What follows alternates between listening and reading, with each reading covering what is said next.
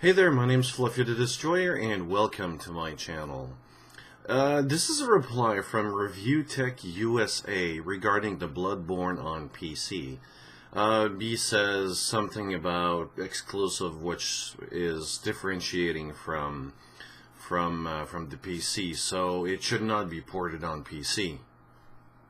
The only thing I can say here, like, are you out of your fucking mind? Really, it's... Oh my god. Okay, let me clear this up because there seems to be some problems, and I think this guy has a problem against exclusives or consoles and PCs or so. There's something going on here that it's really not clear because what he says just doesn't make any sense. I respect the guy's opinion, but sometimes when things like this are getting out, no, it's... Let me clear this up. So, I got it on paper here because there's a lot of shit that I have to talk about.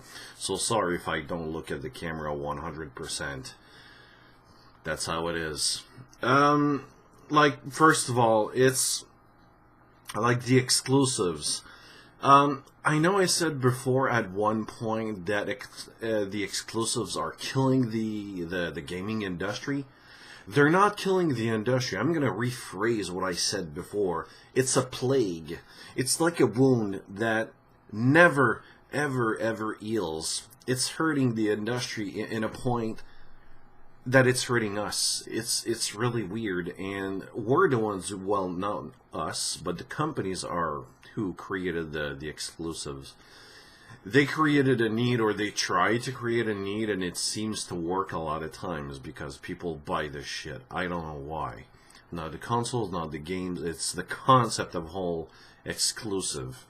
Just remember, if a lot of people come together and they do, I wouldn't say like a riot or something, but say, company, you know what? Fuck you, change, because we're not gonna get into your shit. It works. But anyways. Yeah, it really hurts the industry. I mean, think about it. I do have consoles here, but they're so freaking old that they're like Sony and Nintendo are not even releasing games on it. Well, maybe the Nintendo, but I'm not even interested. The games on it just, it's not my style. It's not. Like, for me, it's the PC. There's so much variety in computers. It's really amazing. And why? If there's an exclusive, for example, like the exclusive Bloodborne, what if I like it, for example? I look at some reviews and some videos and I like it, but I don't want to spend like $400, $500 for a game. It doesn't make any sense to me. Because, first of all, I have to buy the game. $60. This, I don't mind. Then I have to buy the console, $400, $500, whatever. Depends on the price and the place and everything. Why would I do that?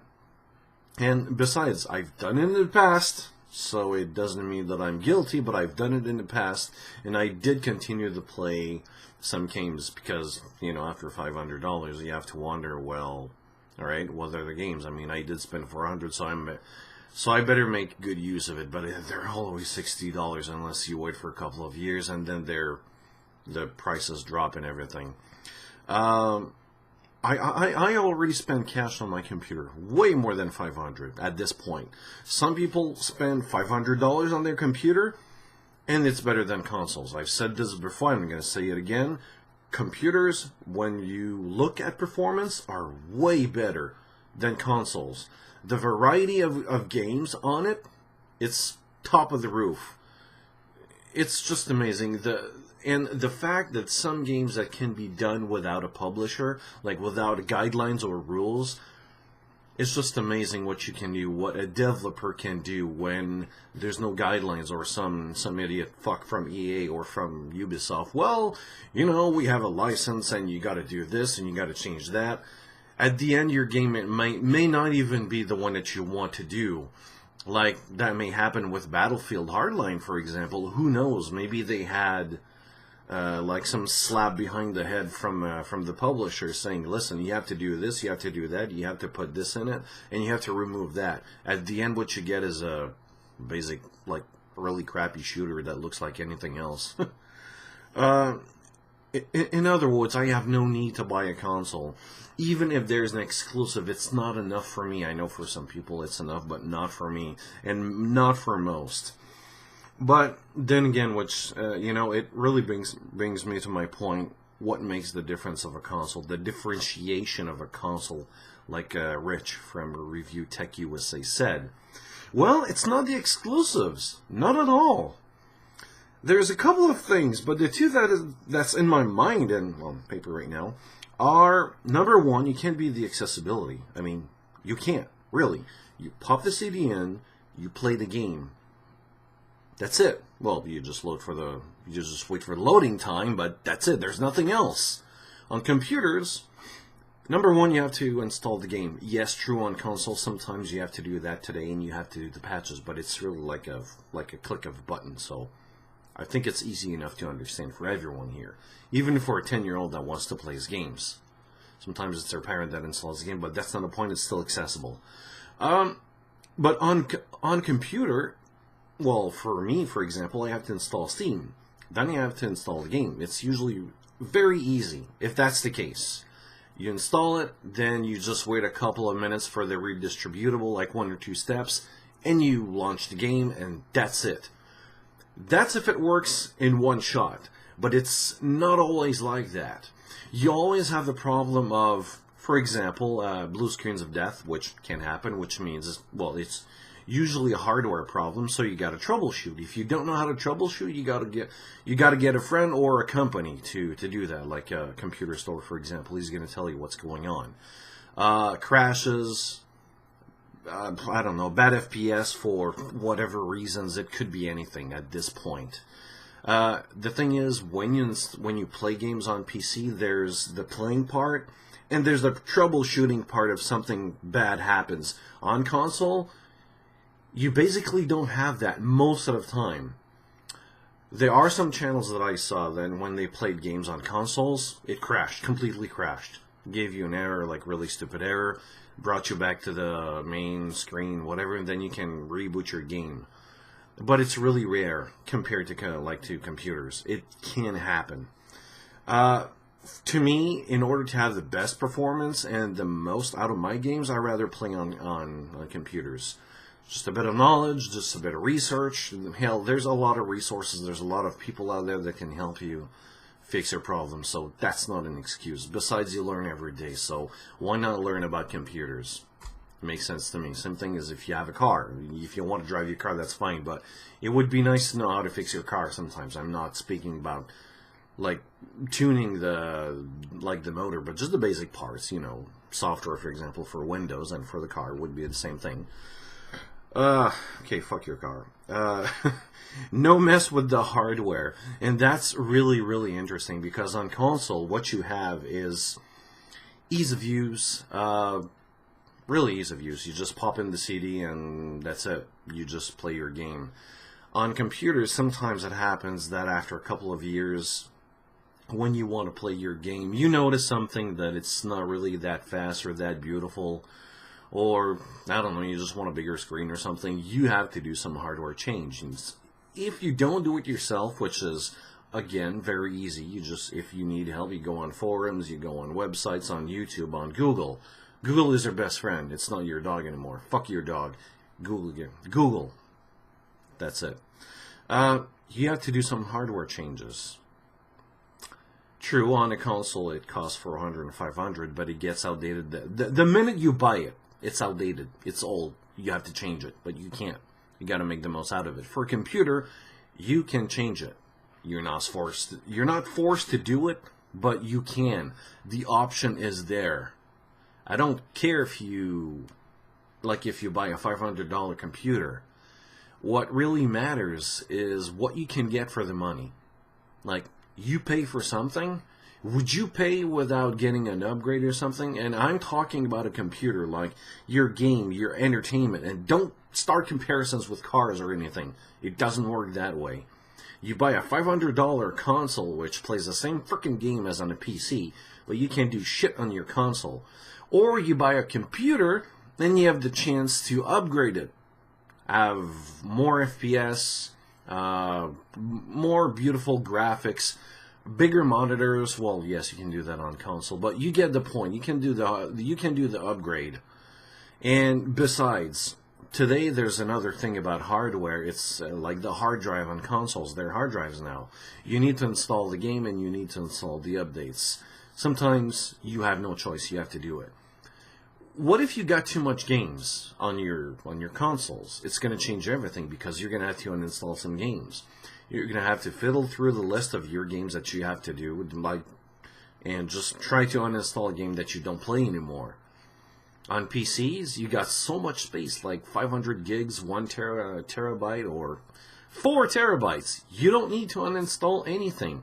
Just make sure you got a backup and everything is done. Like, everything's fine, you know? That's what I do on Steam. I can back up my games on Steam. I just install it. That's what I do today. I just install it. As soon as it's installed, I do a backup. I take that folder and I put it on DVD. I pop it in. It takes me 10 minutes or so. If I want to play the game, that's my option. Some people just install everything on their 1 terabyte. Like, I got 500 games on my list. Some of them I don't play right now, but I will. And other people just have, like, 40 games? They're all installed on their computer. They don't necessarily play it every day, but it's there. They don't need to install it. It's already done. So you don't need to do that shit, you know. There's, and regarding the exclusives, that's the thing. You know, you got it wrong for the exclusives if you need to buy a console to get the exclusives. It's not it. Exclusive has no relation with differentiation of a console. That's not it. Because, you know, if this is the case, then you're just forcing yourself to buy a console. And if that's the case, you're a compulsive buyer. We always know a person near us that buys a crap load of shit. You know those ads that run? Sometimes you call like a 1-800 number and you can buy some, I don't know, some shades that blocks everything or completely useless shit for whatever reason. Exclusive is a reason to buy a console because they know if they have an exclusive, they're forcing you. It's not illegal. It's just that I find it immoral. And at this point, I'm sorry, but anyone who believes that you need a exclusive to buy a console, which means they believe that the differentiation of a console is the exclusive, you're weak-minded fools. You are. Like 1 + 1 = 2 here. Come on. Exclusive are bad for the gaming industry as a whole. Why would I be penalized for that? If I want to buy the game, I should be able to play the game. I should not be able to be forced to buy a console, spending like a buttload of cash, $500, and no, it's not going to work on me because I don't really give a fucking shit. You know, there's other games out there. Trust me, there's a lot. A big lot. No, I mean, the consequences are really clear when you think about it for the exclusives. It limits their customers for a company, for a developer, for a publisher. It also limits the profit that they can make. Just think about it. When you take the Xbox customers, the whole list of consoles that they have, can't remember one. I think one has 20 million, the other one has 4 million or something. I might be wrong with the numbers, but I don't care. I mean, that's not the point. You're limiting your number of potential customers here. Like, turn off the exclusive and put it to a higher level.